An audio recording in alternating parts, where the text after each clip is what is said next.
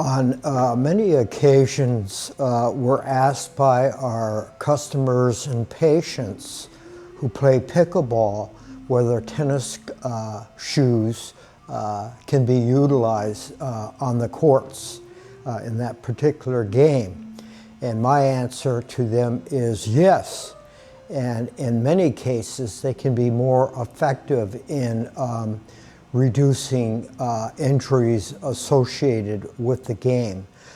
Some of the injuries associated with that game that we see in both our running clinic and our physical therapy clinic are Achilles tendonitis, tight and painful calves, plantar fasciitis, heel pain, and ankle sprains. So what we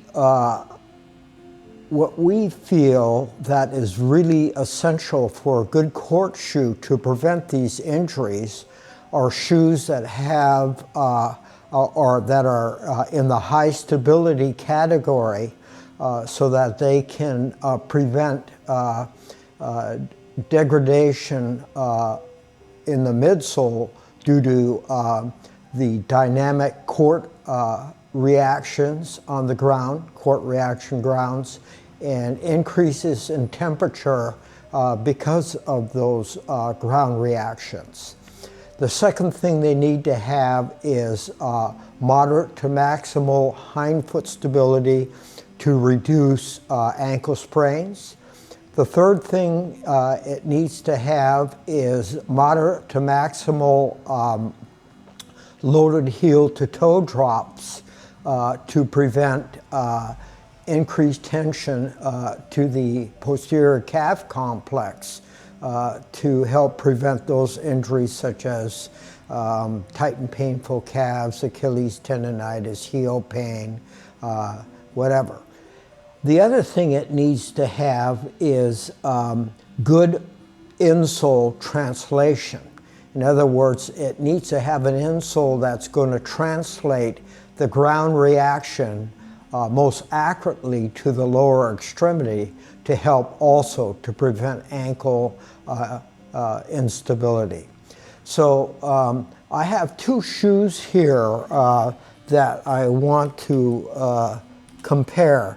On the right side is the Asics Gel Challenger tennis shoe, and on the left side is the Skechers Viper Court Pro 2 pickleball shoe. So in the Challenger, it has a high stability rating of 86.80, which is very appropriate for court shoes. It has a hindfoot stability or vertical compression index test of 4.38, and that indicates a maximal hindfoot stability which will reduce ankle sprains.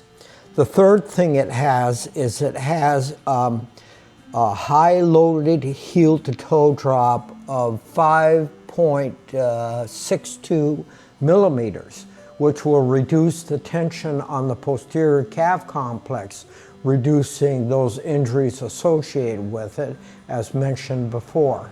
And the third thing is it's got excellent insole translation. It is a minus 3.08%. And so that's a very good insole translation.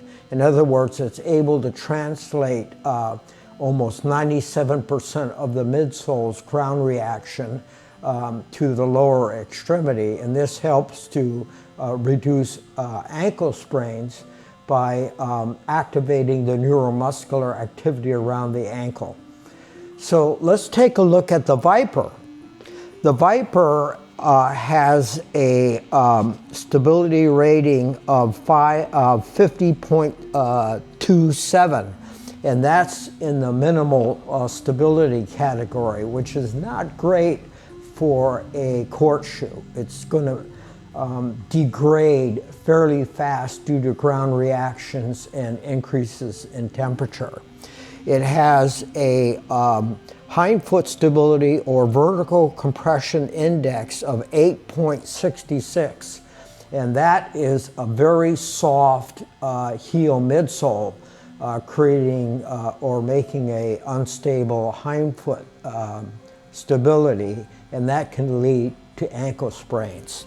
It has a vertical support or a loaded heel to toe drop with a 4.34 millimeter heel to toe drop, and that's sufficient. That's sufficient for preventing excess tension to the posterior calf complex. Now, the other big problem that this shoe has is it's got a very poor insole translation. It has a 25.05% translation, negative translation for the midsole's ground reaction.